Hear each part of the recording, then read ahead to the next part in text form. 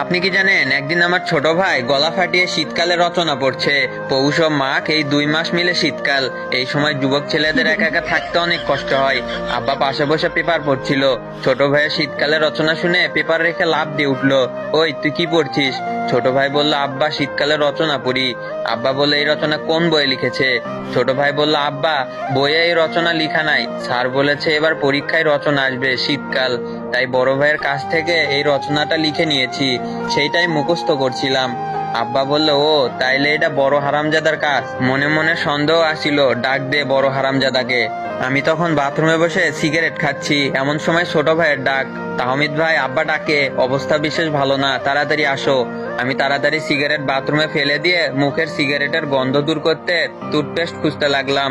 তখনই মনে হলো টুথপেস্ট আগের দিন শেষ হয়েছে, তাই শ্যাম্পুর বোতল থেকে একটু শ্যাম্পু নিয়ে মুখের মধ্যে চালান করে দিলাম। ওরে আল্লাহ, এর থেকে বিষ খাওয়া ভালো আসছিল। একটু সব ফেলে দিয়ে কয়েকবার কুলি করলাম, তারপর আব্বার সামনে গিয়ে হাজির। আব্বা বললো, তো বড় সাহেব এতক্ষণ কই ছিলেন, আসতে এত সময় লাগলো? আমি কইলাম, জি আব্বা, পড়তেছিলাম, সামনে পরীক্ষা না, ওই সময় নিয়মিত পড়ার চেষ্টা করতেছি, ইনশাআল্লাহ এবার আপনার মুখ উজ্জ্বল করব। আব্বা রেগে গিয়ে বললেন, ওই হারামজাদা, আমার মুখ কি অন্ধকার নাকি যে উজ্জ্বল করবি? তবে কথা অবশ্য খারাপ বলিস নাই, আগে আমার মুখ উজ্জ্বলই ছিল। তুই যখন এসএসসিতে 2 বার আর এই এসএসসিতে 3 বার ফেল মারছিস, তখনই মুখ কালো হয়ে গিয়েছে। এবার আর মুখ উজ্জ্বল করার দরকার নাই বাবা। তো বাপজান, ছোট বাপজানের রচনা কি আপনি লিখে দিছেন? আমি মনে মনে বললাম, এই প্রথম আব্বা আমার লেখা পড়ছে বলে মনে হচ্ছে। তাই খুশিতে বক বক হয়ে বললাম, জি আব্বা, এগুলো হচ্ছে আমার ছোটখাটো প্রতিভা। ছোট ভাই রচনা লিখে চেয়েছে, তাই না করতে পারিনি, লিখে দিয়েছি। আব্বাই বলল, তো আব্বাজান কি কি লিখছেন একটু পড়ে শোনান।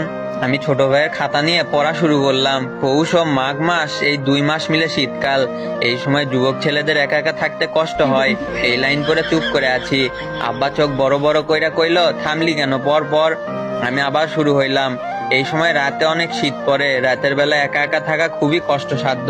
হাত পা ঠান্ডায় বরফ হয়ে আসে।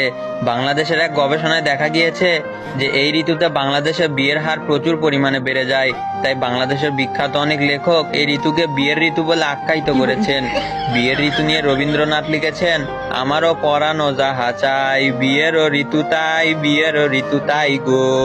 কাজী নজরুল ইসলাম লিখেছেন, আমি সব ভেঙে ফেলে করব চুরমার, কেন বিয়ের ঋতু পৃথিবীতে আসে অনেক দিন পর পর। গবেষকরা আরো বলেছেন যে বাংলাদেশের জনসংখ্যা বাড়তে এই ঋতুর বিশেষ অবদান আছে, যা বাংলাদেশের অন্যান্য জন্মহার কম দেশের কাছে ঈর্ষণীয়। আব্বা একটু শোনার পরে বুক ধরে ফ্লোরে বসে গেলেন। আমি বললাম, আরো বলবো আব্বা?